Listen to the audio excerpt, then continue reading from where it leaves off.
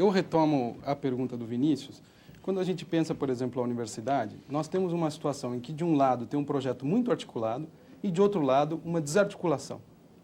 Ou seja, você tem um projeto do governo e, de outro lado, uma desarticulação do nosso campo, vamos dizer assim. Não temos interlocutores para obrigar o governo a negociar no campo universitário com as consequências já levantadas aqui. Quer dizer, a última discussão sobre a LDB, a adaptação à Lei de Diretrizes e Bases, é simplesmente pisotear a autonomia universitária, para começar a trazer outros tipos de leis, como, por exemplo, a Lei Camata. Daqui a pouco a Lei Camata se aplica à universidade. Quer dizer, onde está a força de oposição capaz de produzir esse projeto alternativo? É que a oposição, primeira coisa, a oposição está desorganizada, né? Então, tudo isso se torna hegemônico, né? Porque a oposição não exerce o seu direito-poder.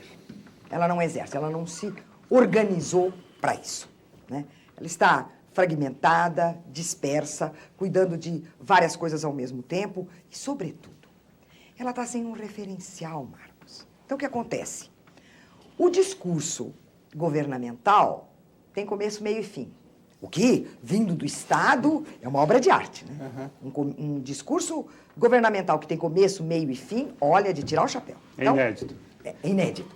Então, como ele aparece estruturado e argumentado, ele aparece como sendo o dever ser, o poder ser, o dever ser e o que vai ser. E essa oposição completamente dispersa e fragmentada é capaz também de pontualmente dizer isso não é bom, isso não é conveniente, mas responder a um projeto com um outro projeto e forçar nessa direção, a oposição não tem feito. Então, o que eu diria não é nem que se tem um Estado todo-poderoso, um Estado onipotente. O que se tem é um Estado sem uma oposição organizada e contínua.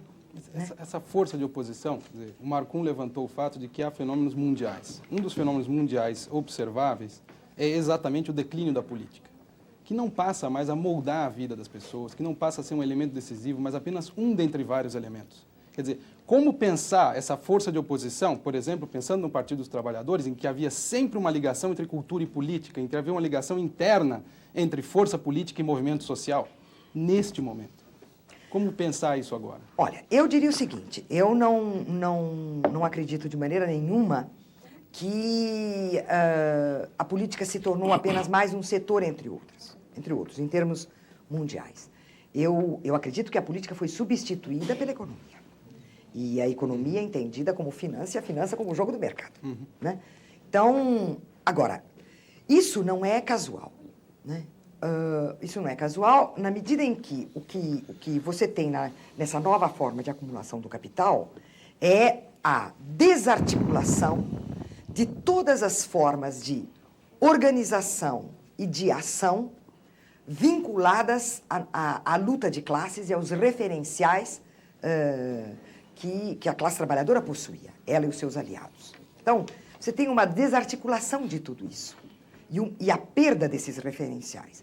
O que significa que esses que fazem a política como engenharia, é significativo, né, que a política seja chamada de engenharia, portanto, uma técnica de ação, e a identificam com a economia e, portanto, com a finança e o jogo do mercado, estão, por enquanto, agindo sem contraparte, porque uma oposição verdadeira não se organizou novamente. Essa oposição